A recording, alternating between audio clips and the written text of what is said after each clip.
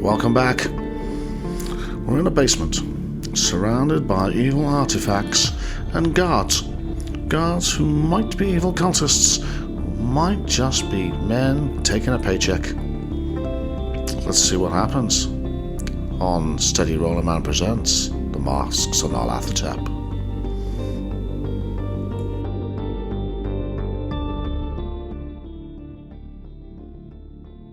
Douglas took a step closer to the red-headed guard. The man's eyes blazed with a mix of defiance and insanity. His lips curled into a sneer. He's not just a security guard, he's a cultist, Blake said firmly. There's no point in trying to reason with him. He's not going to talk. Not unless he's broken. With that, Lex, unable to contain his anger any longer, lifted the guard from his feet and slammed the man's head into the side of the large wooden crate next to him with a sickening thud. The impact rattling through the room. But the pallid redhead didn't pass out. Instead, his green eyes remained wide, unfocused, a sick grin plastered on his face, as blood trickled down both cheeks. You think you'll stop it? You think you can stop him? You're too late. It's already begun, great Nivering Car. We bow before your 1,000 masks. Keeper of forbidden wisdom, herald of unending night, guide us through the labyrinth of shadows. Reveal to us the truths that shatter mortal minds. Through your will the skies tremble and the stars weep. O dark pharaoh, wandering deceiver, grant us your gifts of power and madness. Make us instruments of your unknowable design. We are your servants, blind and devoted. Our will is but a vessel for your eternal schemes. Through you the void stirs, through us the void acts. Rise now from the depths of the cosmos and let the black winds carry your whispers. Bless us with your chaos as we walk the path of ruin in your name. Hail, Nivering Car! Hail the Dark Pharaoh! Your darkness is our truth. Your chaos is our salvation. He spits those last words at you. He stares defiantly at you. Trying very hard. I will punch him in the face as hard as I can, Okay, you can which punch is him quite hard. You can do that, are you? Yes. I don't want any more of that talk. Okay. I'll give you a bonus die on that because he's bound. Okay. So my first roll is a hard success, Okay. which I can improve to an extreme success. Are you just punching him as hard as you can, or are you trying to knock him out, or what are you trying to do? I'm trying to knock him out. If I can break his jaw so he can't talk any of that evil trash again, that would be good. Okay. Yeah, I mean you can try and knock him out, which is like a kosh really, rather than an actual. If you're trying to break his jaw, that's just like a full-on punch. So you're going to go for that option, are you? Yeah, full on punch. Okay. Roll your damage in. You're gonna kill him. Or that's an impale. Does that work? Is that how it works with brawling? Extreme success? Yes, and it's not an impale, but it's a critical. So It's a critical, yeah. yeah, So, okay. I think that's maximum damage, from what I remember. Yeah. So I roll and add, so it's 9. No, what is that? Is that your? I'm just going to double check. Can't remember what it is in terms of. So it's plus your damage bonus, isn't it? So it's 1d. It'll be 1d3 plus your damage bonus. My damage bonus is 1d6. Okay. So it's maximum damage, but I can't remember whether the damage bonus is it maximum damage bonus as well. Oh, what with you double it twice? I can't remember. I don't think so. Hang on, look at my cheat sheet. No, you're right. It's roll plus maximum damage bonus. So it is 1d3 plus 6. Okay. So. Oh, I thought you rolled the damage twice, and. No, that's so you roll the damage twice if it's an impale, but sorry, blunt weapons, extreme damage impales, maximum weapon damage plus maximum damage bonus. Yeah, so it's weapons is max damage plus max bonus plus 1 extra damage roll. Right, blunt weapon. So you've did 9 damage. 9 damage, yeah. You don't have to roll anything. It's just maximum damage bonus plus maximum. Yeah. Okay. No, 9. Okay.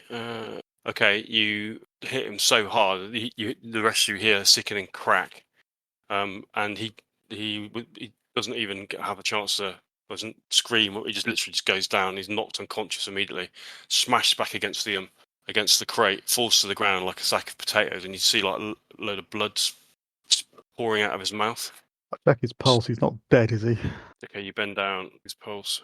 No, he still has a pulse at the moment. I'll spin round to the other two guards and point at them somewhat menacingly. One of them's still unconscious, don't forget. Okay, so there's only one guy I can Yeah. menace. Fine. But he's already cringing with fear, but he's now cringing even further. He's like, don't hurt me. Don't hurt me. I think that one's innocent. I don't think that one knows what's going on. Oh. He nods like wide-eyed, agreeing with you. George, that's his name, isn't it? He nods again. George, do you know what's going on here? He shakes his head violently. What about wide what with about fear. this one? I'll point to the unconscious one that I didn't just punch out. The black guy who Blake shot in the leg last time. Yeah. Yeah. Which is he like you or is he like him? Is he still? You still got him gagged at the moment, haven't you? Yeah, we'll take the gag out of his mouth. I don't know. I don't know anything about this stuff they're talking about. I'm just doing my job. Please, Governor, let me go. We will. With a nice pile of cash. Be quiet. You need to leave this job and you need to move your family. You're not going to be safe after this. Look, these people, they are involved in things that are evil. They've murdered people. And now that you've seen down here, they'll kill you too. So you need to leave. This money that in front of you, you can take that. We've got no need of it. But you need to leave and you need to never speak to anyone about this ever. Yeah, understood. I got family in Slough. I'll take my wife and kids there. Do that. Wise move. We can't leave. You can't let you leave just yet. But when we go, you can. But I ain't got enough money. If I lose this job, my wife isn't working. I got nothing. You're going to have, by the looks of it, around what was it? £2,000? Was it? Can't remember how much. Yeah, it was 2,000. Yeah, it was, and we had divided it into 3 piles. But well, I think there's only going to be one now. I think £2,000 should probably cover you for a while, shouldn't it? £2,000? You're joking, aren't you? I've never even dreamed of having that amount of money. Well, you're not pulling my leg, are you? No. Show him the money. There, it's yours. Where did it come from? It went to fund this. I wave my hand around. Whatever it is they're doing, it's illegal money. You need to disappear with it. But as I said, you've got no choice. We're doing you a favour. Yeah, I get it. You can count on me. I'll go. I'll say nothing to nobody, not even my wife. Right. I don't know anything about this. I didn't. If I was mixed up in all this sort of stuff, I wouldn't have taken the job. I haven't been here that long. How long have you been here? No longer than maybe just over 4 months, I think it is. So you must have seen the nighttime truck movements, deliveries or departures, things boxed up.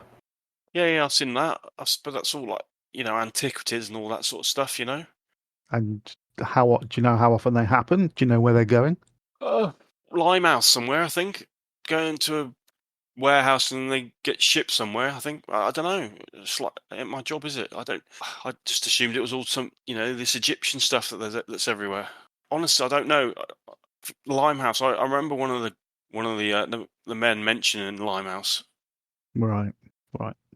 That's all we needed to know.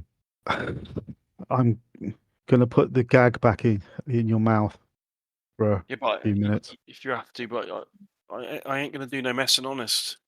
Oh, well, we're not going to hurt you. Just thinking about how you're going to explain the new funds, George. You a gambling man? Did you bet on the horses? Well, I've had the odd flutter, like we all do. I think you definitely got. Maybe explain that you got lucky, extremely lucky. But what if I disappear? Though the peelers are going to come after me, especially if I got Gavigan's money.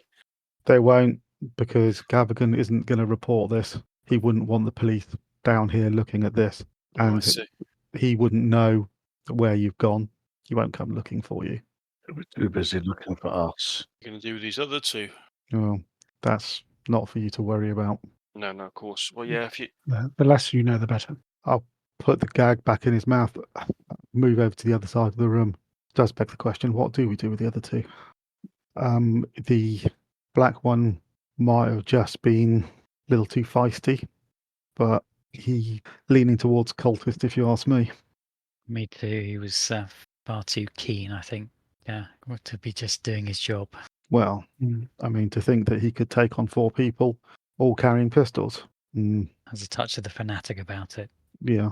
So what do we do with them? We could tie them up down here, let Galligan find them, but they'll tell him. Well, he knows it's us. He Well, knows it's us. Just to be clear, they've obviously all seen you Yes. because you can't have kept your like faces covered the whole Oh time. no. This is I'm absolutely aware of that. You're So happy with that, yeah? I'm not happy about it, but I accept No, the but situation. You accept it, yeah. Yeah. So We don't believe we're going to have any police problems because we don't think Gavigan is going to use the police. And no, he's not. But he can become. we already have the other sort of problem, as proved under the Archers. So Well, exactly. nothing has really changed for us. No, that is true. Stanton, how bad are they? Will they last through the night? I think we could just take them upstairs, leave them, and wait for them to be found when the place opens in the morning. As long as they're going to be okay. I'll take a closer look at them. Okay. I'd leave them down here. Stanton. If you leave them down here, then it's going to be Gavkin that finds them, and then it's up to Gavkin what he does. If they're left upstairs, somebody else who is unconnected might find them, and then that would involve the police. If Gavkin decides that the easiest way to tidy things up is to... Oh, I was just thinking his office, but now that you put it like that, maybe down here is a good idea. I just also concerned that how quickly they are found, but Stanton might tell us that they're pretty stable. Can we leave a couple of £100 of the money on both of them just to mix things up a bit? And if you like, but I'm not sure how long that would that story would be an issue for them as soon as they say what's happened.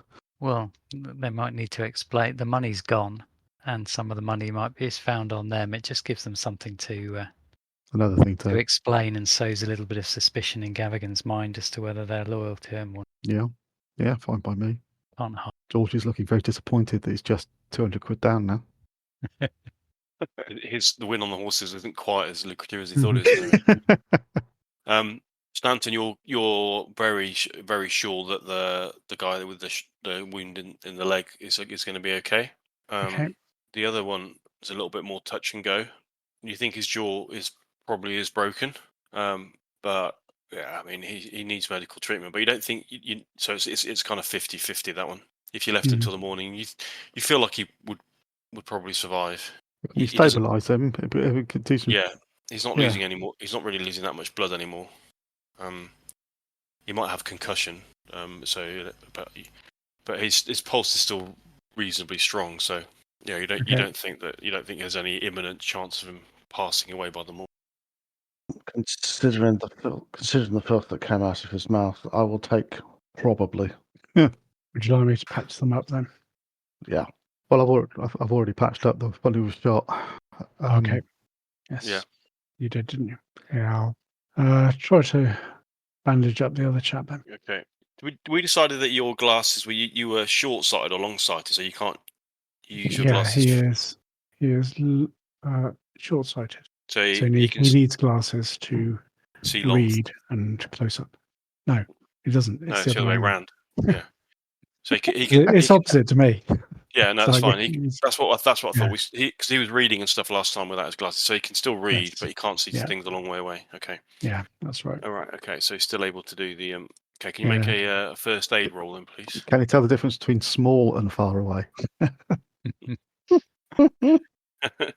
Yeah, I do have spare glasses, but they're back in the room.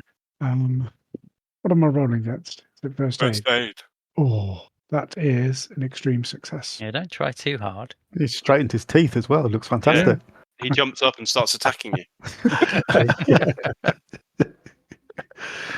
You're supposed to save those first aid rolls for when it's me.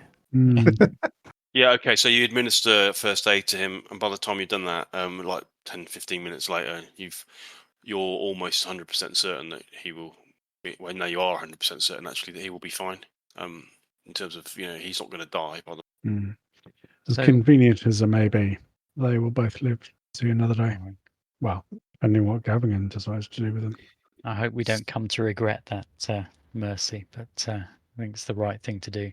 So, Well, we're going to free George with the money. Are we going to leave these two down here? Plant a bit of money on them to sow a bit of dissent. Mm-hmm. And what are we going to take with us in terms of? Well, we can't take the large statue because it's too big, so we'll have to leave that. I think we should take the statue of Cthulhu, whoever he may be, and dispose of it in the Thames. Yeah, I was thinking in the Thames, but then I would be really worried that the river does tend to reveal give up its goods, and then we'll get some mudlark who'll find it, and who knows? Maybe bury it somewhere. I don't know. Yeah. Let's put it in the bank. Oh, God. Yeah. So we're going to take with us the Cthulhu statue. Yeah. And then what else? We've got the stuff from the safe upstairs already. Yeah. That's the goatskin book as well. Mm-hmm. Scrolls. That was pretty much it. We've got Gavigan's. Got Scroll Cruise. We've got £100 in £1 notes. Gavigan's signatures on it. We're basically going to take everything, are we? Apart everything from that we can move, everything that we can statue, take. Yeah.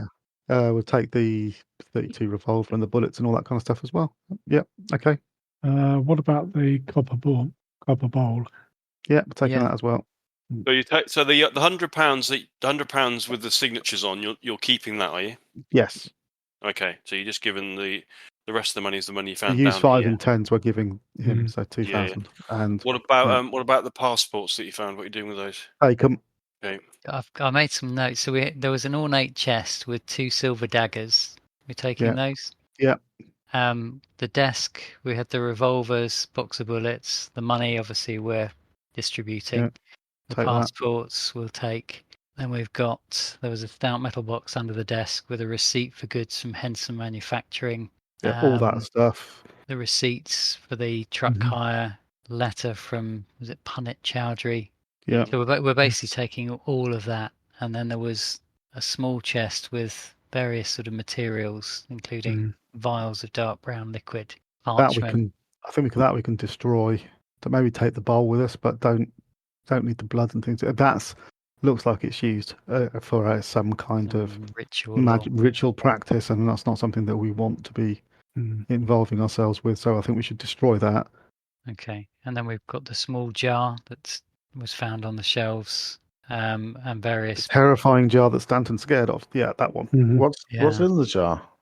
I'm sorry, I must have not noticed the jar when I was looking around. It's like a grey ash-like substance. Is it heavy enough to go in the Thames? Yeah, it's a jar. It'd probably float, to be honest. Oh, yeah, okay. And then there was various books and scrolls, weren't there, on the bookshelves? Yes. In various different languages. We're taking as many of those as we can. Yeah, which is basically just the one book. Goatskin book, the book of design. Yeah. So we're pretty much taking everything apart from the strange sort of vials, liquids, etc. I think it was chalk, candles, vials of something or other. Those we will destroy. We can't do anything to the statue of the woman because it's too big and too metally. So everything else comes with us. Yeah. The artwork on the walls, I want to slash, and any books or things that we can't take with us, I want to destroy. There's quite a lot of books in this. How are you going to destroy them? Well, the ones that look really, really important and old, I'm going to rip out pages. Okay. Shred them. Can't do it to all of them if there are that many, but for the ones that look like they are particularly nefarious. Weird languages. Ones. Yeah. French. Yeah. Okay. So it's going to take you probably another half an hour or so to do all that. Yep. Gather all that stuff up. Destroy some of the books.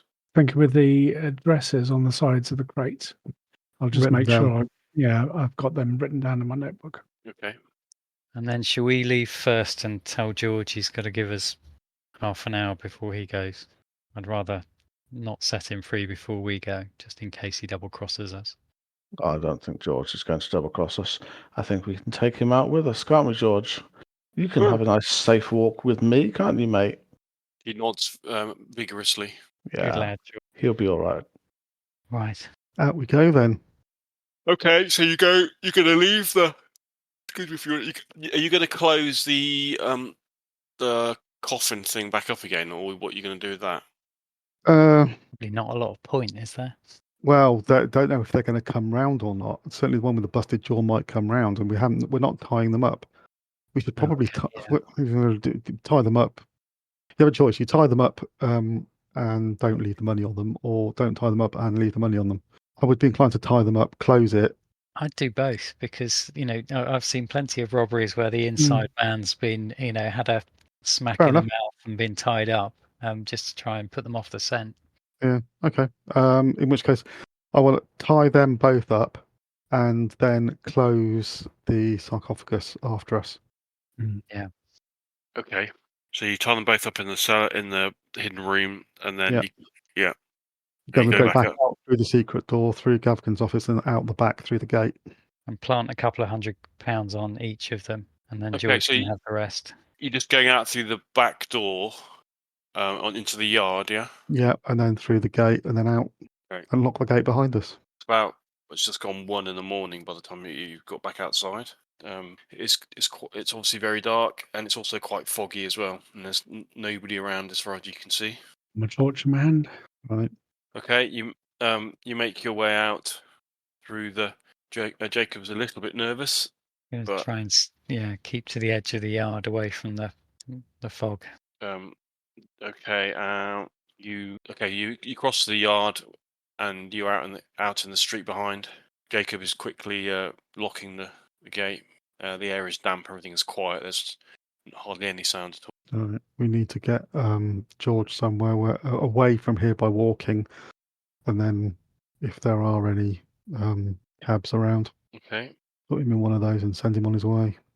Okay, you walk a couple of streets away, 2 or 3 streets away from the Penhew Foundation, when you see a lone cab just sitting. There's a rank. Well, there's like an area where they all park, and there's only one there. You have to wake up the cabbie. Oh, before we send him on his way, as we're walking, I'm going to ask George whether he's ever encountered a woman called Zara Shaflik and describe her appearance to him. Has he ever seen her around? I've seen a few Egyptian-looking women. And the name sounds familiar. I think I was on the front door once when she came in. She, a friend of Gavigan's? Well, if I remember rightly, she was here to see him. Right. But she's not a regular visitor. Well, from what I remember, that's the only time I've seen her during the time I've been here. Right. Is that all right? No, that's really useful. Thank you. Right. I think you need to be on your way. You never saw us, and I'm sorry to have dragged you into this. So the money that you've given him is like, it's going to take some explaining to her indoors, but I think this will help. Well, hopefully, it'll get you a better life. Whatever you're doing, I hope you succeed. We hope so too. I was about to ask you who you are, but I don't think I want to know. It's probably safer if you don't. I think that's right, George. Suffice to say, you might not seem it, but we're the good guys. He looks at the money again and says, "Yeah, I can believe that." He shakes you all by the hand. I hope I don't see you again. No offence. Likewise.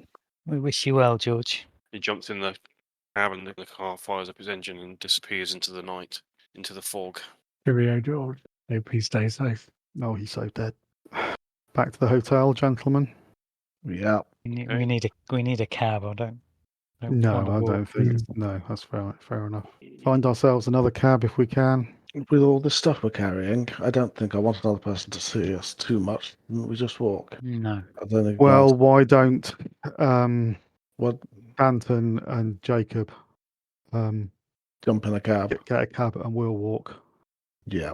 You're going to walk with the stuff, are you? Yeah. Okay. I've got certainly room to take a few things. I'll take that book and a few scrolls and put those in my overcoat quite easily. Saves you having to carry them. I will carry stuff that, you can take the stuff that looks more heavy duty. if we do get stopped by the police walking late at night, I don't really want to be carrying anything too dubious. Okay. I suggest you take the statuette. If we get stopped by the police, I don't want anybody looking at that. Yeah, I was thinking about other stuff that's nefarious. All of it? Yeah. All of it. Fake passports. Maybe we shouldn't split up. Let's just all jump in a cab. Let's just not. We're overthinking. Let's just get back to the cab's hotel. you just managed to hail one. Yeah, just get in the cab and get to the hotel. Yeah. Okay. You jump in the Split cab. The party. You jump in the cab, and as you drive, as the cabbie turns the corner and accelerates away towards the towards Brown's Hotel, you notice a group of 3 policemen standing on the corner. Seem to be deep in conversation, pointing in the direction that you just came from. Mm-hmm. Okay, you head back to the hotel, and you arrive back there at about just gone 1:30 in the morning. Head in through the illustrious entrance of Brown's, the revolving door into the lobby, which is obviously completely empty, save for the one member of staff on the desk. Bit straight up. I think we've got to assume it's not going to be long before Gavigan's going to be on the warpath for us. Should we at least move hotels tomorrow? I don't know. Is there any point? I'd rather, if he's going to do something, he's going to do something. Let's talk about it while we're back up in our room now. Yeah, you head straight across the lobby upstairs, and then you're back in your room. As you can imagine, the hotel's really quiet.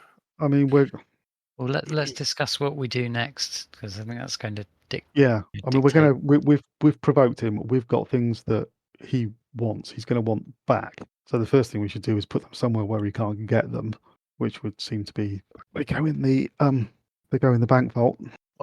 What day is it tomorrow? It's Sunday, isn't it?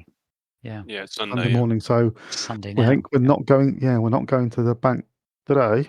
No. Well, do we trust Zara Safik? Because she wanted, as she put it, to access the non-public areas of the Penhew Foundation. No, I don't trust her in the slightest because she wasn't going to share anything with us until we could share something with her. Now we've got something to share, but the question is, do we? No, because she appears in one of the paintings, does she not? Well, someone with a startling resemblance to her. So that makes me very suspicious of her. She may be. She could be part of that group and trying to confuse us, gain our trust, or she could be part of a competing group. They're not just worshipping one god, are they? I mean, we've got 2 different gods in those statues. We've got this dark pharaoh. Yeah. Maybe they're fighting each other as us fighting all of them. But I certainly don't trust her. I don't think we should trust her. I really feel that she is from a competing cult, and that she is after Gavigan as much as we are, but a much more evil intent. Well, she certainly wants what was ever in the safe, so she wants that scroll, the spiral motif. I mean, we could, but on the basis that we don't trust her an inch, we could provide her with some information, see what she can give us in return, but I would certainly not give her anything. And also, if she is, worst case, what she thinks she might be, there's nothing to say that she wouldn't be able to cast some kind of magic on us. And that's happened to me before, and I don't really want that to happen again. Thank you very much. We can't entirely rule it out that it wasn't her the last time. Well, exactly. Well, I think we all appear to be of one view that no one trusts her, but I suppose the question is, how do we react to that? Do we simply avoid her, or do we use her? Go back to her and try and get some more information from her? I think we can use her if we assume that she's going to double cross us. We can feed her information, some of which may be true and some of which isn't. We give her enough to try and get some information out of her, and then which might give us a bit more insight into what she actually wants. Do we tell her that we got inside the safe and ask her for a show of good faith? In other words, some information before we disclose anything to her. The thing is, what's she going to tell us? I mean, what are we asking her for? Well, she's been very tight-lipped so far. She refused to disclose anything really to us. Yeah, I'm just wondering what kind of questions if you say, if you tell us something useful, like what? I mean, we've got a lot of leads at the moment. We've got a lot of information. Obviously, the next place we want to go to is the Limehouse Ivory Windship, isn't it? I wonder if we should go to Derby. Was that there? Was it Henson or was it the? Oh, what, the one where they built the walk-in safe? Yeah. Yeah. I mean, there's plenty of things we could. There's plenty of things we could do without putting ourselves in immediate risk by going back to Zara. Also, if we left London for a bit, it might be a good way to avoid Gavigan. Yeah, and any police entanglement that might be forthcoming. So, I think take a train in the morning. Yes, I think that would be a good idea. But what we're going to do with all this stuff, though? How far is Derby? Oh, what? Sorry? How far is Derby? Far enough. Couldn't tell you exactly. 150 miles, maybe 200. Oh, okay. So it's 150. Practically next door. Yes, it's a couple of hours jaunt on the train from here. Good. Do we take all this with us then? Well, there's a fair bit we could do with studying for a while. So take it on the train. Yeah. Where was that? There was a story that the Scandal rag had about creature. Yeah. Where was that? That wasn't Derby, was it? Scotland. Well, no, it was the Peak District, wasn't it? Peak District. So, yeah, north of Derby, I guess. Is that too much of a coincidence? Are they close to each other? Oh, Bakewell. It's in Derbyshire, and that's part of the Peak District. Where do we get that from? I've got is it Mulhoon's name in my mind? But yeah, it was. We must have Mickey Mahoney. Mahoney, that was it. Mahoney, Mulhoon. I can't remember. Derwent Valley. Yes. Oh, Derwent. Okay. Derwent, yeah. Derwent Valley residents shocked last month by 2 murders and serious assaults are still without a satisfactory explanation or perpetrator of the dreadful attacks. Lesser Eddale. There we go. Sorry, I'm just scanning through the scoop. Yes. So, Lesser Eddale in the Derwent Valley. Edale, isn't it? It's just north of yes, the top of the White Peak. So it is the Derbyshire Peak District. Yes. Well, according to the paper, I don't really know the lay of your land. Want to try and solve another mystery whilst we're at it? Well, no, the only they may well be connected. Seemed a little bit of a coincidence geographically, but well, if they've got a walk-in safe and then something escaped from it, the answer will be in the safe one way or another. Yeah, we're not wandering around the Derwent Valley, waiting to be pounced on. Yes.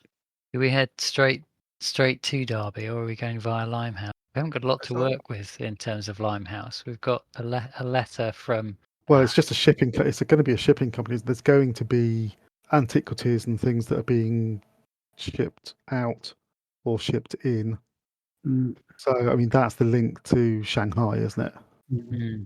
So, I would say that we get out of London tomorrow morning, first thing, head up to Derby, wait for things to cool down a little bit. Gavigan can plot, and in the meantime, we can. Well, we're also going to have to move. We're going to see Shafiq on the way. No, I just suddenly thought things don't stand still, do they? We go up to Derbyshire. Gavigan knows that we've seen everything that's in his cellar. There's a serious risk that they shut down the Limehouse operation. But consequently, there's a serious risk that whatever is in that safe in Derby gets moved. He might have 20 men there, and all he has to do is make a phone call. Yeah. There's too much here in London to shut down. There's the Penhew Foundation, the Blue Pyramid Club. There's an entire organisation based here. I suspect. Well, we can't go simply shut it down. We can't go everywhere before things start being protected. So which one do we think is the most important thing for us to see? I'm thinking it's the safe. So I would be inclined to go to Derby. It also has the benefit of getting us somewhere far away. I completely agree, Douglas. Okay, information in Limehouse. So Limehouse is a warehouse of shipping. What we could get from that is looking at their ledgers and destinations of goods being shipped out. Well, we know that they're being. Will we find any more than we've already got? Yeah, I mean, we already know that the stuff's going to Hofang import export in Shanghai, and another one to Australia. Yeah, so we've got those 2 locations. There may be others, but we've got 2. I mean, that's going to take us to the other side of the planet. So, whatever they're doing in Essex once a month, but I guess we'll have to just leave that open. Yeah, because otherwise it involves waiting. Yeah, well, we could get that back here in time for that. Even assuming that they continue to do that, given what we've now done, they might not even have the means to do what they were doing because we've stolen it. Yep. Right. Okay. So head to Derby tomorrow morning. Yep. We're going to have to take everything with us because we've got nowhere to put it, nowhere safe anyway. But that's fine. I mean, what we could do is maybe once we're in Derby, put it in a locker at the station. Yep. Gentlemen, I don't disagree about going to Derby, but there is still quite a lot of lists down here that we haven't really. Not so we're not coming back. But where? Well, I agree. But where are we ultimately going with this? Here, that is. We know Gavigan's at the heart of the organisation. We know they're shipping antiquities out. We're no closer to solving the murders. What would be our next move here, if either if we stay immediately or if we come back in a week or so? If we stayed, I would say we go to Limehouse and see what they're shipping out and where else they might be shipping it to, in addition to Shanghai and Australia. And then we would talk to Zara to see what information we can get from her and what her true involvement is. Those would be my next 2 steps. Is there any reason why we can't do one or both of those tomorrow morning before we leave? Not really, other than I'd quite like to use Sunday, which is a day when there's not many places open to do the travelling and to get out of London in case Gavigan comes for us straight away. I'd rather not be somewhere where we can be easily found.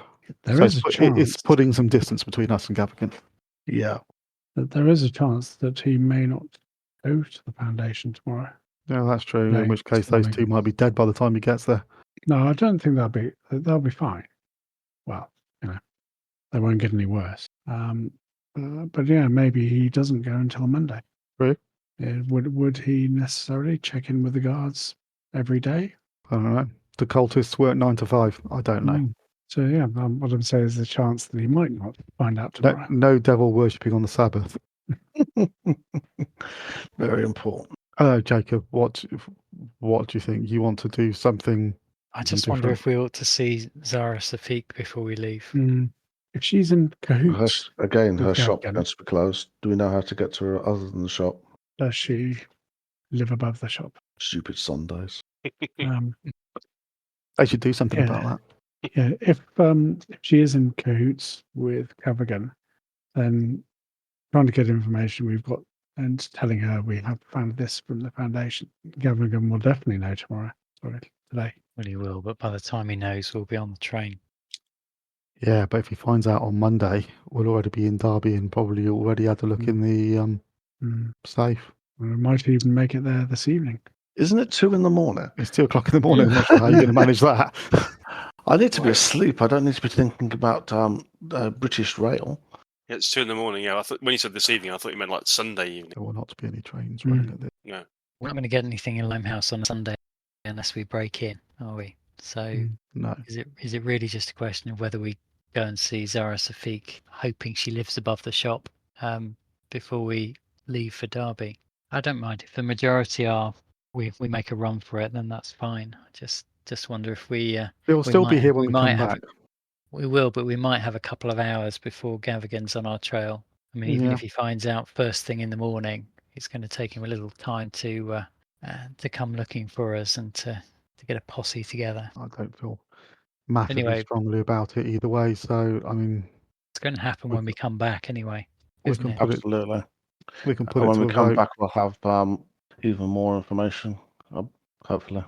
So are you saying straight to Derby then? Thanks. Yeah. Okay, I say straight to Derby. I'd shoot Stanton because that means that we'll have an uneven number of people in the group, which means that we can have a quorum.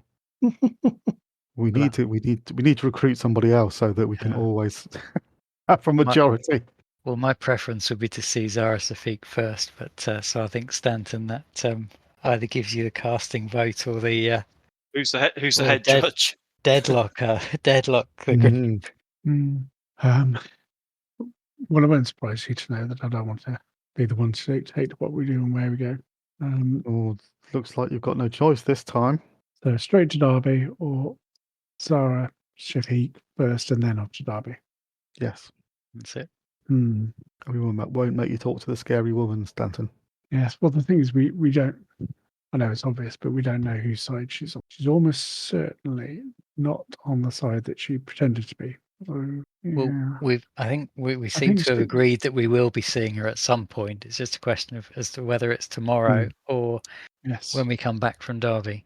Well, she wanted contents of Gavigan's safe, and there's no way that she was going to get them without someone stealing them. So she cannot be an ally of Gavigan.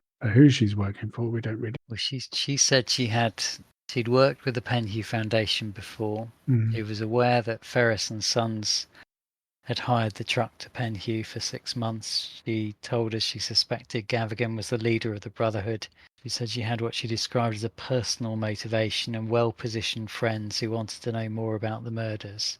She said she'd been investigating it for months, but other than that, she was very tight-lipped and didn't actually give us anything specific. She wanted to get to the non-public areas in the Penhew Foundation. Oh, and she said she'd visited Gavigan's Mayfair apartment and found nothing. Yes, I think on balance, she's more likely to be an ally than an additional enemy, an additional cultist faction. So we do visit her, and would it be beneficial to do that tomorrow before Penhew finds out? Not Penhew, Gavigan finds out that we've been to the Foundation. Is it advantageous for us to see her first thing, as soon as we can? We don't know. Probably helpful, and chances of us making a terrible mistake, I think, are slim on this occasion. But I'm sure you'll remind me when it all goes terribly wrong. Oh, was there a decision in there somewhere? God, narrow my eyes. Yes, there was. He's narrowed it down to 2 possibilities. We had a couple of possibilities. We've now got 2. So yes, I suggest if we can see Miss Shafiq tomorrow, then we do. I'm sure we won't need to spend very long. We won't need to tarry. And if there is a train running up to Derby, hey, can I just then we take it.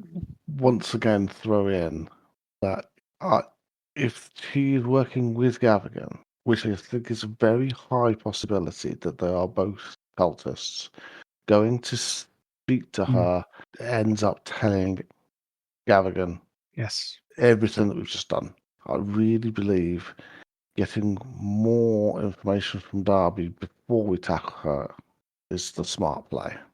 And before Gavigan definitively knows that it's us. Yeah. But if she is in league with Gavigan, we have a slight advantage speaking to her before she gets a chance to speak to him. But we don't even know what she's going to tell us. We don't even have any questions for her. What's she going to tell us that we don't already know? She didn't. Well, she must know something. She said she'd been investigating the murders for months. She seems a very capable person. I suspect she knows an awful lot more than she's been sharing with us. Yeah, but do we actually care about the murders? Really? I mean, I thought that's what we were here to try and we're not here to prevent any further murders. Yeah, but that is I think that we can pretty much ascertain that the murders are directly connected to the activities in the Egyptian club. Well, we can, but how does that help us stop them? The only way we're going to stop it is by uncovering unless we're going to do it ourselves, we're going to have to uncover. Well, we're going to have to do it ourselves. The authorities to sort it out. But if she knows that, if she had that information, why hasn't she done anything with it? If she knew something that pivotal to being able to break up the I thought we'd agreed we are going to go and see her at some point, and the only question that seemed to be dividing us was when that happened. If we're now backtracking and not sure whether we want to see her at all, then we need to have I'm not saying that we don't we? I'm not saying that we don't speak to her. I just don't think that it's as critical that we do it now. I think we have more to lose by doing it now than we do by going there later. Because it shows it has the risk of showing our hand. It also and it potentially informs Gavigan that it is us and what we're up to, and we lose the potential a full Sunday of travelling where Gavigan doesn't know what's going on if he hasn't gone back to the Foundation. In the act of going and seeing Zara, if she is in league with him in some way, we lose that day. We lose an hour. Well, no, we don't, because we talk to her, we tell her that what we've done, we leave her, she phones Gavigan, tells him exactly what happened, he phones Derby, everyone's waiting for us when we get there. If we don't go and see her, we get the train up there, Gavigan doesn't know anything's gone pear-shaped until Monday morning. We've got the whole of Sunday. And then we get back and we go speak to Zara and say, we found all of these things and we found these things in Derby. We've got more to tell her. But we don't find out anything about what she knows. Well, look, we're going round in circles, gentlemen. I think if you're that resistant to going to see her tomorrow, let's hightail it to Derby. I think you might be right. I think maybe we should just go off to Derby. And as Stanton's talking, sort of trails off and stands up and walks across the room to a table on the other side. Something odd going on here. Can you hear a whispering sound? And I'll bend down and take a closer look. Whispering sound where? Somewhere from around this table. Can you not hear it? It's getting louder. No. Oh. What voices, Stanton? I'll open up the bag with the scrolls in it. I think it's these scrolls. Oh, right. Okay, let's move those away from Stanton. They're talking to him. Are these the scrolls we found in the safe? Or the scrolls we found on the bookshelves? The bookshelves. I'll put the flap back over the bag and step backwards away. The scrolls in praise of Sanbat and the Lord of the Woods, those two? I think so. Or maybe some others, but probably those. And they're whispering to you. We can't hear anything. I'm going to go over and listen on the bag. Okay. Can I hear anything? No, you can't hear anything at all. You suddenly see Stanton's kind of gaze suddenly is drawn across the table to the other side of the table, and he's staring intently at the scroll tube that you removed from the safe. That one there. I'll point at it. It's that one that's talking. That's what she wanted, wasn't it? Yes. You broke the seal, didn't you, on that, Stanton? And did you have a look inside at the scroll? Yeah, it's got pulsing glyphs and an acrid smell. Oh, that one. And a spiral motif. It's going to be something to summon something, isn't it? We need to put these somewhere safe and away from Stanton. Ever since you read that book, Stanton, you seem to have more of a connection to these sorts of things. Problem is, we're not going to be able to put them anywhere secure tomorrow, are we? We're going to have to take we're them not. with us. We will have to take them with us. Right. Or let's put them in a room further away, as far. Blake, wait. Yes. You're standing next to the table and that close-ish to Stanton. Suddenly, both of you start to feel a bit quite chilly. The air over here seems to be quite chill. I'm going to put my hands over my ears and walk backwards away from the table. Yeah, I'm going to step back slightly. So that there is something going on there. There's a change in temperature. We need. Have we brought things? Is it talking to you? Is it calling your name as well? No, I can't hear anything. Is it because we've brought things together that shouldn't be together, or is it just that cube? I think it's just that.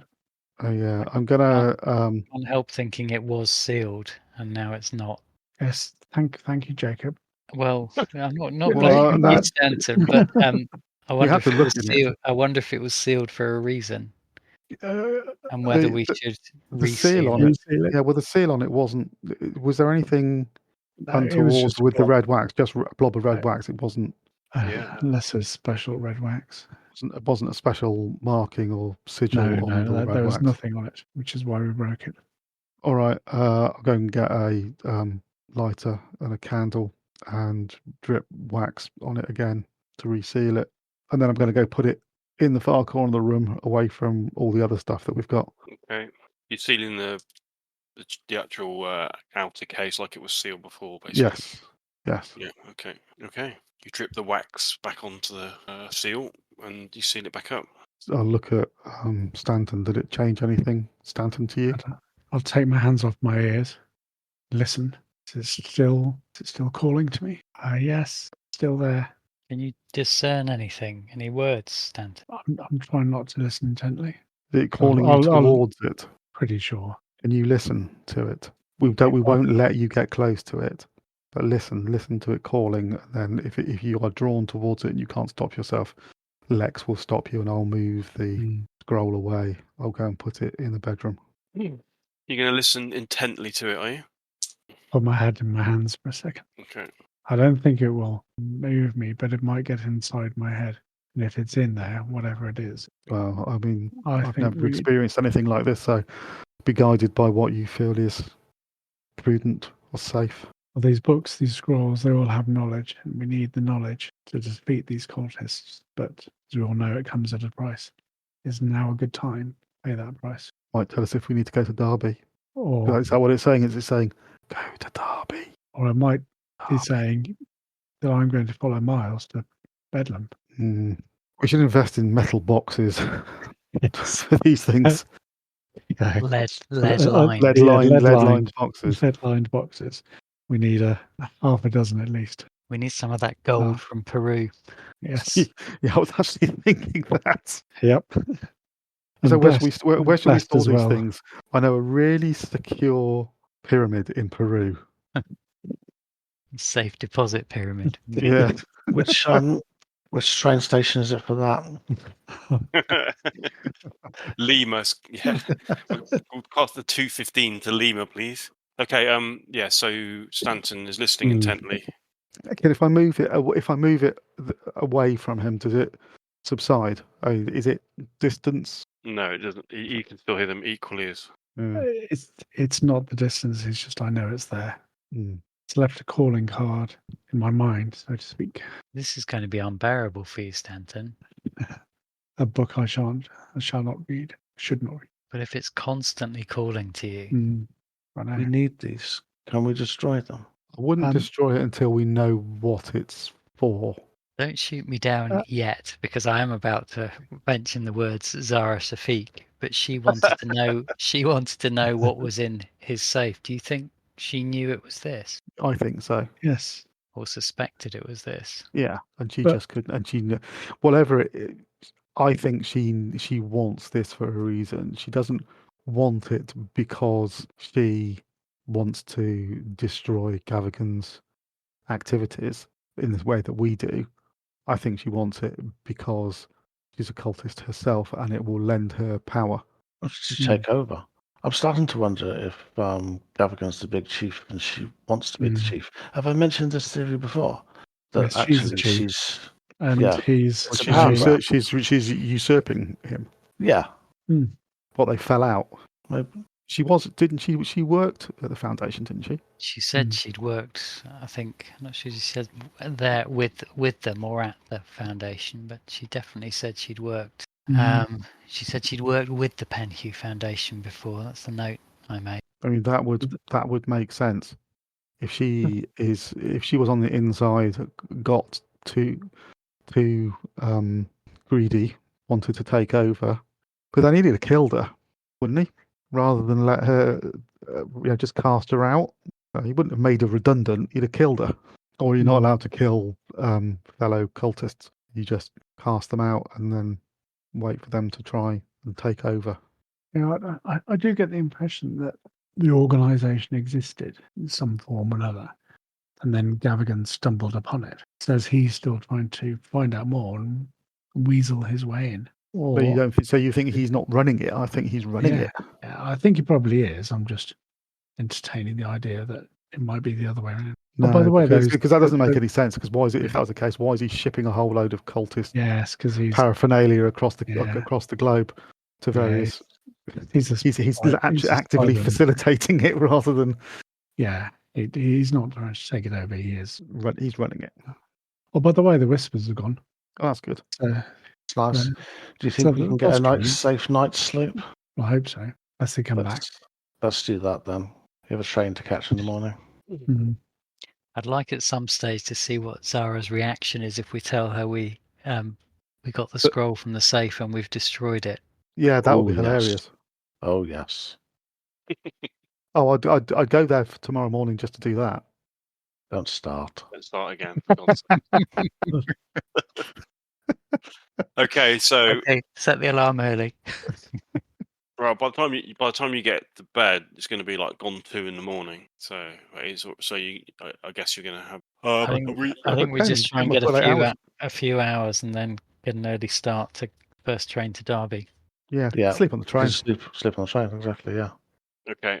What time are you planning on getting up then? 8. Yeah. Yeah. That'll work. Okay. Right, you all jump into your beds. You're all fast asleep pretty much before your head hits the pillow. The exhausting day that you had, except for Stanton. Stanton, you lie awake, staring at the ceiling, thinking about the scroll. Can you make a power roll for me, please? Maybe. Get in my teeth. Success. Okay, thank you very much. Okay, you managed to clear your mind and focus on resting after your ordeal. Your head you can still feel kind of fuzzy-headed feeling, and you still got a bit of a headache from the assault that you. But my nose is still broken, isn't it? Yeah, you got a broken nose. Yeah. I straightened it though. It's not like splashed across your face, but it's just does need resetting. Yeah. So you all sleep, and at 8 o'clock in the morning, your alarm wakes you. So this is Sunday the 15th of February. Indeed, it is. Can I just remind everyone that we're 10 days away from the new moon, which is when the trucks were making their deliveries, wasn't it? Mm-hmm. Yeah, good shout. Good prompt. Hold on, the message. Will there be fog in Derby? Less fog. A lot less fog. Yeah, it might be a bit of mist on the moors. But it'll be friendly, personal northern fog. As long as we stay on the path, we should be fine. Well, but we're in the moon. Mm-hmm. Okay. Right, so you jump out of bed, excited for your trip to the East Midlands. Well, at least 2 of you are. The other 2 have got no idea what the East Midlands is like. It's got to be a part of London, hasn't it? It's only just around the corner. Okay. So, what are you taking with you to Derby, or Derby, as our American friends like to call it? Do we have to take everything, or might it be safe in our room? I think we need to take everything we took from the Penhew Foundation last night. Yeah, okay. At least so we don't leave stolen goods in our room. Yeah, I'm just taking enough for a day trip, and the only sort of like unusual thing I might take would be my lockpicks, and my many and various weapons. Should we take a few days' clothes? We don't really know quite what awaits us, do we? Yeah, well, that's true. Overnight bag. Yes. What sort of weapons are you taking with you, by the way? I am carrying 2 pistols. So I was carrying, yeah. 2 pistols. I'm taking my gun and some spare ammo. Okay, where are you keeping? And I have a blackjack as well. Yeah, you actually you carrying in your bags or? No, I always carry them up. So my pistol I carry in a shoulder holster, and so that's my 45 automatic, and my 38 revolver I carry in a ankle holster. Okay. Yes, I'm a bit concerned about being caught, but Douglas, you're okay. You do not have a license still. Yes, but it will open up questions. So, but there should be no reason why anybody would stop us and search us anyway. There would be no reason to do that.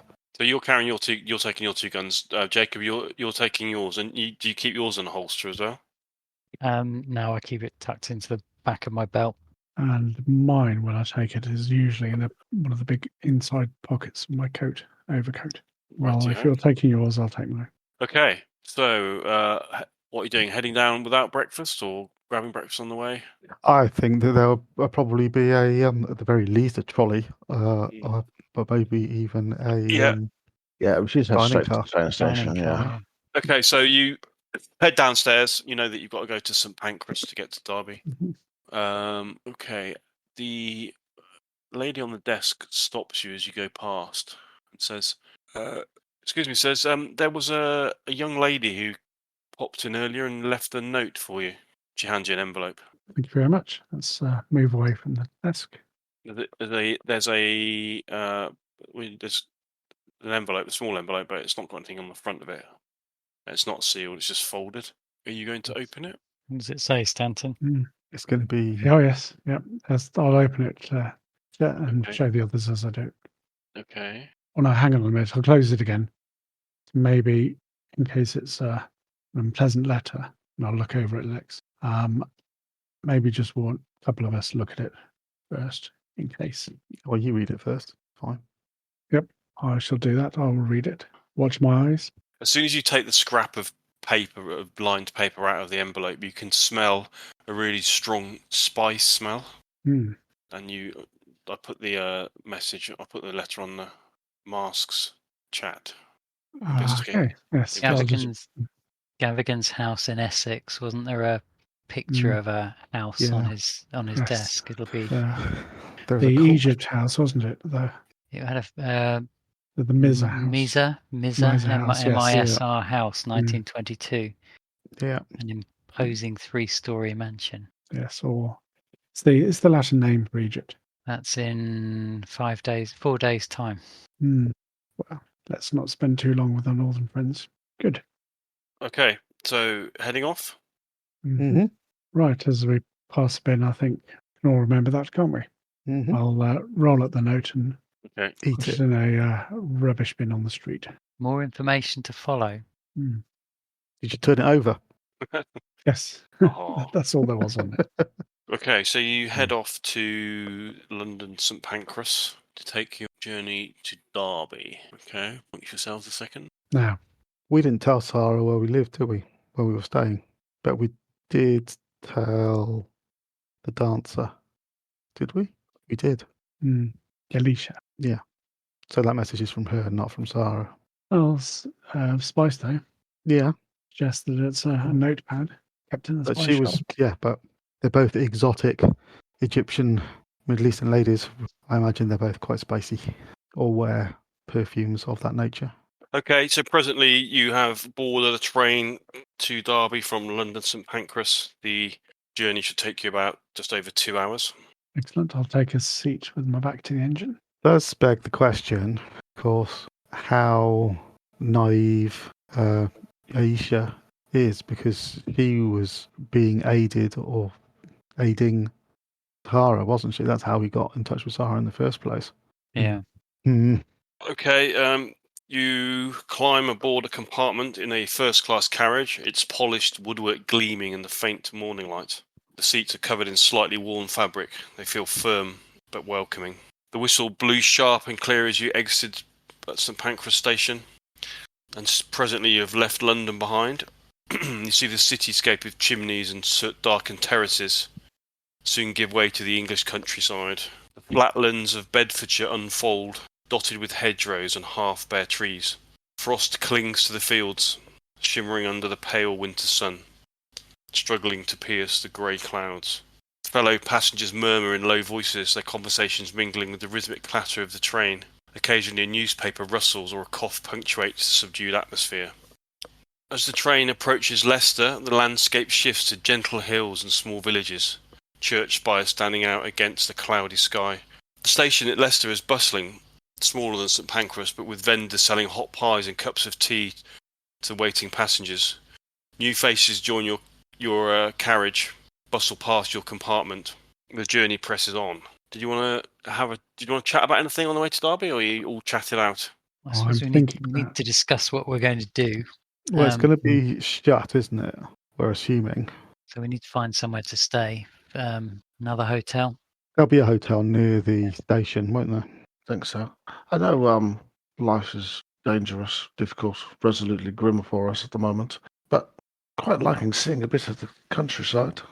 It's nice to take a train journey. I try to enjoy this as much as I can. Well, it's a little bit like all the artifacts that were on show in the Penhew Foundation. It's just an insight to life. It's the little things that matter. It's beautiful countryside, although perhaps not as spectacular as you might have experienced in Canada. So, it's nice to see the world. It sounds like we're going to be going further at some point before this is over. Yeah, and not by train. No. Hope it doesn't come to that. So we find somewhere to drop our gear, then try and find Henson Manufacturing. Yeah. Which should be easy. Have a look in a telephone directory when we get there. We just Ask. jump into a taxi and say, Henson Manufacturing, please. The taxi drivers in If London. they have such, it's Sunday, yeah, and if they have such things in Derby. Oh, really? It's not like London. In London, you seem to be able to just jump into a cab and say the name and they know where to go anywhere. On the assumption it's closed on a Sunday, are we going to invite ourselves in? Oh, Yes, absolutely. Oh, good. More security guards to worry about. Probably less likely if it's a manufacturing company, but Well, we'll depends see. if they're guarding the the cast iron walk-in safe. I hate to worry you, but experience I've had and what I've heard of being up north, they tend to save money on security guards. Do you know what they employ instead? Geese. Geese. It's true. It's true. Geese. The racket they make. Horrendous. Okay. Hopefully not here, though. So instead of having to bribe someone, we've got dinner. Works for me. Oh, yes. You're not a bad shot, Douglas, so it might ruffle a few feathers, but... Yeah, hey. Hey. Okay, I think that's my cue to move on. Please. The journey presses on, and by the time you near Derby, a faint drizzle has begun to tap against the windows of the train. The industrial heart of the Midlands comes into view, with factory chimneys belching plumes of smoke and the faint glow of gas lamps flickering in the gloom. Derby Station appears at last, its brick facade sturdy and practical, bustling with workers and travellers alike. As the train comes to a halt, with a screech of the brakes, porters once again spring into action, calling out destinations and offering assistance. You step down onto the platform, the cool air biting at your cheeks. The journey has been a passage through the countryside and a window into rural England itself. You notice straight away the nip in the air, the greyness of the sky, and the kind of lack of people. Really, it's very quiet. There's hardly anybody here for a major city station. It's markedly quieter than London, but I suppose it is a Sunday. So you get down from you alight from the train, and what are you going to do? Should look around for a hotel first. Yeah. You did mention lockers. Is that something that we can? Yeah, we could do that. I don't know. I don't know if these things. Yeah, I mean, we don't necessarily want to put them in our room. Yeah. Are there any lockers? Yeah. That's the first thing. Let's just have a look. You're going to have a look around. You're going to go. Well, there are a couple of guards and platform and station staff standing around and helping people with their baggage and luggage and stuff. So you're gonna Just gotta go and ask. Okay, what are you gonna ask for? Do you have any storage lockers for passenger use? Yeah, we do. They're not too big though. No, How it's much not do a you need? problem. What size are you looking for? Oh, just a couple of bags whilst we conduct some business, and then we'll retrieve them later on today. It's over there by waiting room. Yeah, thanks very much. Go over and put the evil objects in. What are they actually in? In a case? Bags, case, yeah. Right, okay. So you're going to place them in the lockers? Yeah. Yes. Yeah. Okay. You have to pay a nominal fee. I shall pay the nominal fee. And locker attendant, she takes the bags from you and gives you a ticket after inquiring how long you need to keep them, that you be looking after them for. Just a day. Okay. You have now deposit. You're going to deposit all the items that you've got that you brought with you that you recovered from the Penhew Foundation in there. Yes. You can make sure that there's nobody around us, observing us or anything like that. Not being followed. You've not noticed anything? Yeah, because we have said that we're always checking. Yeah, I assume that you're always checking. Yeah. No, you don't seem to have been tailed or followed. Okay, so you're now lightened of load, having left the items behind. Excellent. You head out the front and you find yourself on a main road. You can see the majority of passengers seem to be heading in one particular direction, which you can see there's a sign saying Town Centre, Derby Town Centre. Let's walk into town. Yeah, we should get a hotel for the night first and then try to find the manufacturing place. Yeah, let's not get somewhere right next to the station, because that might be a little obvious. Okay. We go a little bit further in. And then, Excuse me. when we get to the hotel, they'll have a telephone directory we can search through for the factory. Yeah, let's not get in if there are taxis around, don't ask to be taken directly there. Make sure we get taken to a street nearby. Okay, the walk from the train station into the town centre is about a mile, just over a mile, so it doesn't take you particularly long to stroll down the hill towards the Derby town centre. Okay. As you come into the town centre itself, and you begin to see a few shops, and other establishments as the roads become busier, more houses, etc. Right on the outskirts of the main town centre is a tall, imposing building called the Old Bell Hotel. Looks to be some sort of old coaching inn by the appearance, kind of half timbered nature of the building. And they're quite busy. People coming in and out. Looks like quite a large hotel. That'll do. Excellent. You think nice. we're going to see if they've got a suite so we can all stay together? Yep, usual approach. Yeah, that'd be ideal. Okay, you go inside and the landlady greets you. Morning. Oh, Travel far, have they? I certainly have. I'm all the way from Canada. I'm taking in all that this great nation has to offer. And Derby today. I was in Leicester yesterday. Leicester was lovely. And now I would like a room. A large room you've got. If you've got something more fit for all of us, that would be wonderful. I'm sorry the weather's not so good, but Oh no! I'm from British Columbia. This is pretty tropical. a room for all of you say, eh? Well, we don't really have enough room with which all four of you could stay in, but we've got two that join. Would that be any good? Two adjoining doubles. That sounds wonderful. Thank you. They share a terrace. Oh, wonderful. If the sun comes out later and sit out, that'd be nice. Yeah, I wouldn't hold your breath with that. Fair enough. I'm going to somewhere called Sheffield tomorrow. Is that going to be? That should be nice, shouldn't it? Yes. Again, probably this time of year, not the warmest. Yes, maybe I picked the wrong time of year, but it's still been a wonderful trip.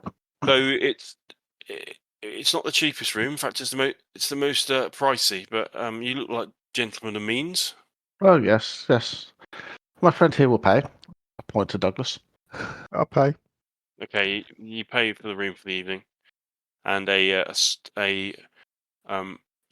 young girl is summoned by the landlady to show you to your rooms. You find pleasant twin rooms, which is with an interconnecting door, and as I said, there's a terrace which there's French doors, double doors at the back of the rooms that look out onto a terrace, and then beyond is a long grass lawn that slopes down to what looks like a pool. Most agreeable. And what time is lunch served today? You're in the room now, so you'll have to go back and ask. Lunch We're finding our own restaurant. As we're being shown to the room. Lunchtime. Marvellous. How helpful. We normally serve it between 12 and 2. Okay, thank you very much. Would you like me to reserve you a table? I think I'd like to do some sightseeing, so maybe we'll eat out and catch dinner here. Certainly, yes, we'll have dinner. I can reserve the table for this evening if you'd like. Perfect. Thank you so much. We get busy on Sunday. Yes, because I'm going to have some of this famous Sunday roast that I've heard about. We are famous for it. Fabulous. Put us down 6 to 4. By the way, if you see anything unusual, there are a few ghosts in this place. I don't know whether you know, but we are Brilliant. famous for it. Part of a great adventure. Any particular room? Well, room 6 is the one we see the most. Mabel, her name is, pregnant linen maid who hanged herself in that room when she found out heard of her lover's death. We quite often hear her crying, but there are others too. So that's the thing, you see. It's an old building. It's seen a lot of happenings. Anyway, if you see anything unusual, then that might explain it. Yes, well, thank you. I've never really seen anything, of that sort of thing, so it could be exciting. None of them are harmful, mind. So No, of course, don't worry about that. No. It's not something you need to worry about. How long are they looking at staying for? As I said, we heading to Sheffield probably tomorrow, but we'll see. We'll see how great the city is. I might add an extra night on if that's okay. No, of course. Well, I hope you enjoy your stay. Where are you planning on visiting today? Oh, I don't know. That's the exciting part. What can you recommend?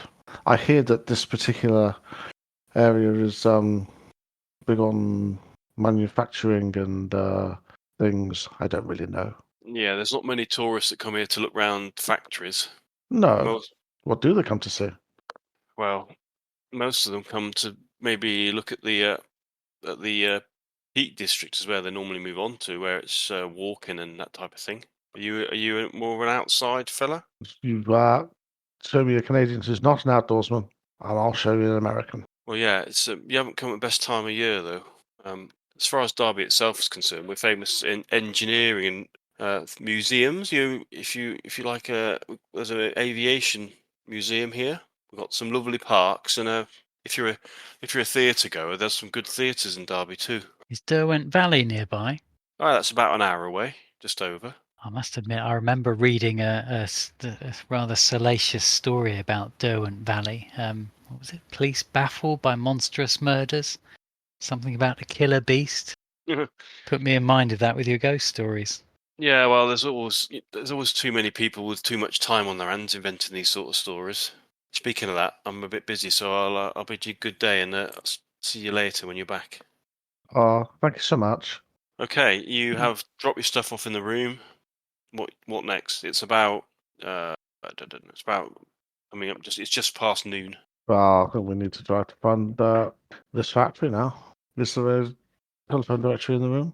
Okay, you look through the telephone directory, and it isn't very difficult for you to find Henson Manufacturing, and it's listed as there being on New Toxeter Road. Gives you an address. Yes, it gives you the address on New Toxeter Road. Right. We need a map now. Does the hotel have a map that we could take? Okay. Yeah, you go back down. You come out into the lobby and have a look. Well, actually, it's going to be close to where the where the telephone directory is. You can see that it looks to be about 2 miles west of Derby town centre, on the road that heads towards Mikulova. So about 45 minute walk then. Yeah, I'd say 2 miles. That's not. We should just walk that. Yeah. See if we could hire some bicycles, borrow some bicycles. Maybe the hotel's got some. It would lend. Never know. We head out of the hotel to the town centre and head towards Doxter Road. See if there's. Do they have diners in the UK, Douglas? Cafes. Cafes. Okay, so that's like a diner.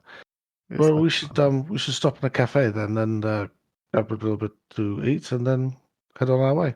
There are loads of cafe, loads of tea rooms in the town centre. Get some quick service. A bit lot of tea rooms. Okay. I can't ride a bike, Stanton. Nah. I never learned. Yeah, you haven't got it on your sheet. Yeah, have you got cycling skill? Yeah. Anyway, you can't cycle either because you're a little unstable. Well, yeah, normally we get driven. Yes. Actually, looking at my ride skill, I think I'd fall off as soon as I saw a bike. Okay, so you're gonna try and find you're gonna go into a tea room to have something to eat. and then what you're going to walk to Henson Manufacturing. Yeah. Okay. After having tea and some Derbyshire oat cakes, you head out and begin wandering along the road. It is a straight road west of the town centre. It's drizzly. It's not really heavy rain, but it's enough for you that you're fairly damp by the time that you arrive at Henson Manufacturing. Okay, so as I said, the Henson Manufacturing buildings lie on the Uttoxeter Road, heading west towards the town of Mickleover. As you approach, it's on the main road actually. The factory, it has two other buildings either side of it. One looks like some sort of barn on one side, and the other one is like a brickworks. So there's a 10-foot high brick wall that surrounds the yard in which the Henson Manufacturing buildings are situated. There are large wrought iron gates which provide access to the yard, and there's a big sign that says Henson Manufacturing on it. And then next to the large wrought iron gate, just a bit further along the wall, is a smaller gate, which is probably used for foot traffic, you'd assume. You look through the gates, and you can see that two large buildings dominate the yard, and there are looked to be a couple of other smaller buildings beyond those as well. One of the larger buildings, you guess, looks like a furnace. You can see like the big chimney coming out the top of it. That's as much as you can see from the position you're currently at, standing outside on the road. I presume you're not just going to stand there looking through the. No, just going to walk past. Just going to walk past, yeah. Just see if you can see any activity, like any guards or. Just going to see that now. Okay. Or geese. Is there any smoke from any of the buildings? No, there isn't. No. Yeah, we could just have a gander as we walk past. Hey. Yeah, you just happen to notice somebody wandering about in the middle of the yard in between the two buildings. Looks like he's wearing some sort of uniform, dark uniform, flat cap, boots. Looks like a guard. We approach this then, gentlemen. How much of the money from the Penhew Foundation did we keep? None of it. None. That's a shame. Chucked half of it at him, might have. Yeah, but he might be. I think actually we've got £100, but they've all got Gavigan's name on the back, haven't they? Yeah. Yeah. We carry on walking and walk all the way around. Make sure we fully see what's. Okay. I guess the safe's most likely to be in the office building if there is an office building. So we need to look for that, don't we? Okay, you can walk all the way around, but the wall is 10 foot high, and the only way you can see through the wall is the front where the two gates are. The rest of the wall. Okay, that's probably what I want to know. Really, does anyone? Yeah. Are the gates padlocked? Yeah, they've got chained and padlocked. So they're obviously closed today, but we can have some company inside. Yeah. Question is, one guard or more? I really can't see why they. Well, there will be no obvious reason to have security, such tight security at a Midlands manufacturing company. But no, exactly. Perhaps there's more to it than. Other factories. Like when we were walking here, did we see other factories? Has anyone else got guards? No. Okay. No, absolutely. Mm-hmm. All right. Well, we could call him over and just waylay him. Or do we come back here when it's dark? Definitely. Dark is an advantage. And he's the only one we can see. I think we do need to just loiter a little bit. Okay. You're going to wander back to the gate, are you? The gate, yeah. The gate was... It's a solid wall, and then the gate, and then solid wall again. Yeah, there's effectively two gates on the front. On the main road, there are two entrances. One of them is a big gate, like a big double gate, yeah? Mm-hmm. That you'd obviously, the traffic will go through. Lorries, cars, whatever. And then there's a gap of about maybe 15, 20 feet before there's another smaller gate where foot traffic goes through. Right. How busy is the road that this is on? Are we seeing much passing traffic? Not really. You get one car maybe every kind of couple of minutes. There being a Sunday, you're not going to get very many trucks because it's a spread area. Yeah, I was thinking it's a bit cheesy, but if one of us feigned a collapse visible from through the gate, it might lure the guard out, and then the rest of us could hide behind the wall. He wouldn't see us when he opened the gate, and then we jump him. Or alternatively, we sneak in when it's dark and deal with the guard, and if and when we come across him. Yeah, I think we need the cover of darkness for our crimes. You all make a hidden rolls for me, please. I need to know about any hard successes. I've got a 99. Okay. Put a flake in that. You're busy looking at the Derbyshire countryside then. Yeah. Alex. Ordinary success. That's all. Okay. Hold on. Ooh. A spot hidden. Yeah. Yes. Hard success. Okay. So, as well as the guard that you can see wandering about in the yard, Blake, you got a hard success, yeah? Mm-hmm. Your keen eyes notice that the large building off to the left, you can see that there is somebody standing in the doorway. There's like a recessed doorway, and he's actually standing in it, sheltering from the rain.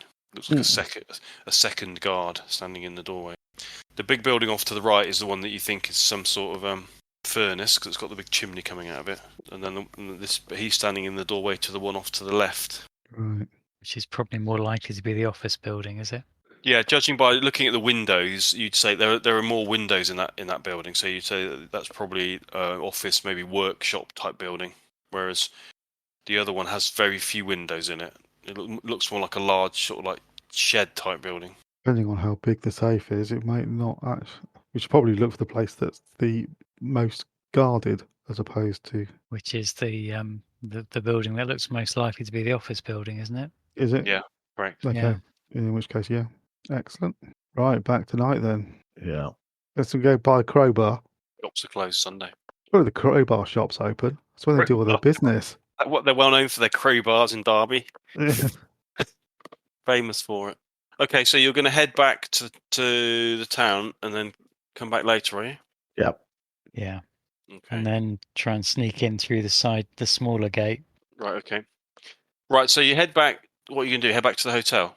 Yeah. I don't think we've got anything else we can do. Is there? No. And what time are you going to leave to come back? We've got dinner reservations now, haven't we? So we're to do it after that. Yeah. After dinner. It gets dark, so after midnight. Yeah, how are we going to get out without being noticed that we're going out? Well, You're right. We have to leave, have dinner, and then go to the pub. Yeah. Remember that the pub doesn't close that late. I also need to go and pay for the. I'm going to nip back to the station and pay for the lockers for another couple of days. Okay. I'm wondering if we should use this time to have a look through the book. We've got a few hours this afternoon, but if we pay for the lockers, have dinner, 7-ish, head out 9-ish. I mean, as long as it's dark, it doesn't really, as long as the streets are quiet enough, it doesn't really matter. It doesn't have to be the dead of night. Okay. So you're heading back to you're going back to the room, aren't you, Stanton? Yes. Yeah. So we agreed about that. We just take this, the book of Dizzy Ann, and I'll just have a look through it this afternoon, see if I can study it in more detail. And then we'll have to leave the book in the room overnight. Yeah, fine. Put it under the bed. So you're going back to the room, and what's everybody else doing? You're going back up to the station to repay, and what? And you guys, who are you sharing with, by the way? Who's Stanton sharing with? That's a loaded question. I'll share with Stanton. That's fine. Okay, right. And you're both going back to the room now to do some reading, are you? Well, the book is in the locker. Well, I've got to pick it up when I go and pay. Yeah. Okay, yeah. I think someone needs to be with you, Stanton, while you're studying. I'm happy to to stay with you. I was going to have a nap. Okay, Stanton, you go to the room to wait for Douglas to arrive with the book. And Lex, you're going to go for a rest. So you're going to go back to the room as well, Jacob? Yeah. Okay. Stanton, you walk. Yes. So I walk into the room I'm sharing with Jacob. Jacob's with me. Yeah. And Lex is next door. I'm guessing the doors are open. The adjoining door is open. Yeah. Okay. Turned to Jacob and went, "We didn't leave that there, did we?" and I'll point at the ominous scroll tube. He points at his bedside table, and on there is Yes. is the scroll tube with the seal that he resealed on. Don't think so. Lex, come here. I should come into the adjoining room. And I'll point at my bedside table with the. You see the scroll tube that you recovered from the safe in Gavigan's office, the one that was whispering to Stanton last night. But didn't we leave that locked in the locker? Next, I'm thinking you might want to catch up with Douglas in case something's going on. Don't want to leave him on his own. Sorry. Douglas has already gone to the station a long time ago. Yeah, that's what I'm thinking. Maybe catch up with him, let him know. I know how long it takes. If he's longer than expected, I'll head out for him. But I'll wait for him now. Yeah, for now. Well, it's just to ask him to check to see if the scroll is in the locker. This is the same scroll, different scroll. I'll inspect the scroll tube. Is it still sealed? Yep. Yeah. So, but Douglas definitely did put it in the locker, didn't he? Yeah, I think we should go and one of us at least should go and check with Douglas. No, I think we should stay together. All three of us head off to the station, although we don't want to leave the scroll. No, we should just wait here for him to come back. Okay. So if someone put it there, then they would have seen us put it into the locker, took it out of the locker, and brought it here, left it here for us. Or it's appeared there through some other magical. Maybe it's Mabel. You go up to the station, you pay for the additional days, and you retrieve the tome. Okay. And then you head back. You head back. So yeah, it's a mile walk each way. So steps in. Okay, so presently Douglas comes back with the rest of you waiting for him to arrive back in Stanton and Jacob's room. Yeah, I'll come in through my room, see the neighbours in there, walk through, plonk the book on the table, and say, "There you go, Stanton." Thank you, Douglas. We're all looking a bit spooked. Yeah, all their faces seem a bit white, and they're looking at the. They kind of they gesture towards the bedside table where you see the scroll tube sitting. Well, I suppose she did warn us. That strange things may happen. Did you leave that in the locker in the station? Yes, everything. But I didn't check all the bags to make sure that everything was still there. I just took the book. So unless there are two scrolls identical, has it got the same wax mark on it from where I resealed it? Yep. Looks like it. And the bag's empty now. Well, not empty, but it's not in the bag anymore. It's not a duplicate. All right. Maybe it likes us. Or to be more specific, it likes Stanton. Isn't the most likely answer that Stanton had it in his possession the whole time and he put it down there without knowing? Well, he carried it. It wouldn't be the first time he's been affected by literature and ended up not knowing what he was doing. Yeah, but how did he get it out of No offense, chum. How did he get it out of the locker? Was it ever in the bag? Like you said, we didn't check the bag that thoroughly. Yeah, when we were getting all the items in London, putting them in bags. Well, theoretically, but it's the most important thing that we've got. That I don't know. It's I guess it's a question for the keeper. Do I remember putting the scroll in the bag that I put in the locker? You'd be pretty sure that you did put it in, yeah. Yeah, I would have thought that as well. It's the most important item. I would have been sure that it was there. And none of us would have left it just lying around, even if it has moved of its own accord. And nobody would have taken it out of the locker because they didn't know which locker it was in, and I've got the ticket. So, assuming that it went into the locker, which I'm pretty sure it did, and it's not the sort of thing I would forget, it has somehow transported itself to your room, Stanton. Everybody make a sanity roll, please. As you become to realise that Douglas's assertions are most likely correct. It's a success from me. Somebody rolled 99. Who was that? That's ages ago. Yeah.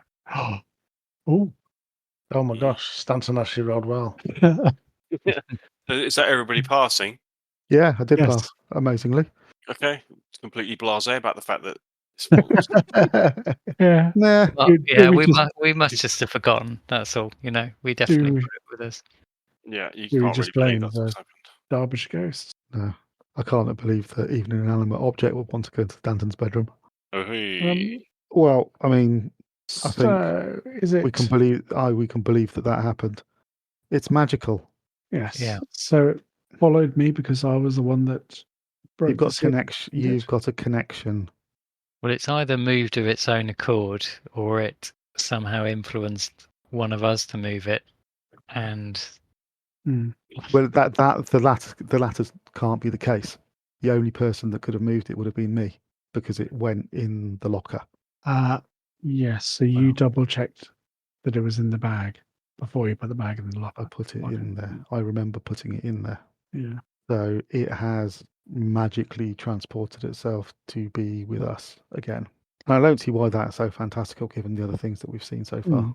To be honest, that's the nicest thing, magical thing that we've seen ever. So we have a friendly scroll as opposed to fog that's trying to rip our insides out, or black miasmas. I think it's a malign scroll, but yes, but you get my point. Things following us around, as long as they're not actively trying to suck our life force from us, I can kind of handle. Well, not doing that yet. On the plus side, we're not going to lose it. No. I'm beginning to wonder what was the point of keeping it in a safe. Yeah, that's a fair point. Maybe it can't transport itself out of metal boxes, or well, that's not true, because it depends how big the metal box is, because that was a locker. Maybe the locker was wood rather than metal. Anyway, maybe the act of breaking the seal was what activated it. Yeah, I think that's the case. Sealed for a reason. Yeah. Or it might be that it's drawn towards Stanton because of Stanton's previous connections with otherworldly things. Is it talking to you still, Stanton? Not at the moment. Who wants to carry it? We'll put it in a bag and someone can carry it, and then we'll see whether it is happy being close enough to you. Yeah. Or whether it appears in my jacket pocket. Yeah. It's one of those things, it's just odd. It's so far. We can't explain it. It's just well, we can. Yeah, I think we can pretty much guarantee it's going to get worse. But it'll be interesting to see how far we have to move away from it, or how far you have to move away from it for it to attempt to return. But let's keep it with us for now. We'll take it into the other room and we'll put it on the table and nobody touch it, and then we'll see. You take it into your room, put it on the table. Yeah, we'll take it into our room, and I'll leave Stanton and Jacob with the book, and they can have a look at the book. Okay. I'm going to sit and stare at the scroll and see if it does anything. What, you're just going to watch the scroll on the table? Yeah, I'm going to watch the. Oh yeah, actually I am, and maybe Lex and I can take it in turns. Okay. How long are you staying in here till? Dinner. Okay. But how big is the scroll? How big is it? How wide is it? Yeah, I mean, as in, like, would it fit in a jacket pocket, or is it a big old? It's about 12 inches, about a ruler length. Okay, and it's in a sort of like, is it? And it's just sealed. It's not in a leather container or anything. Yeah, it's in a leather. It's the leather. There's a thin leather container around it, which is the thing that's sealed. Right. Oh, okay. It's the actual container itself that's sealed, rather than the scroll. Does the container have a strap or a handle? No.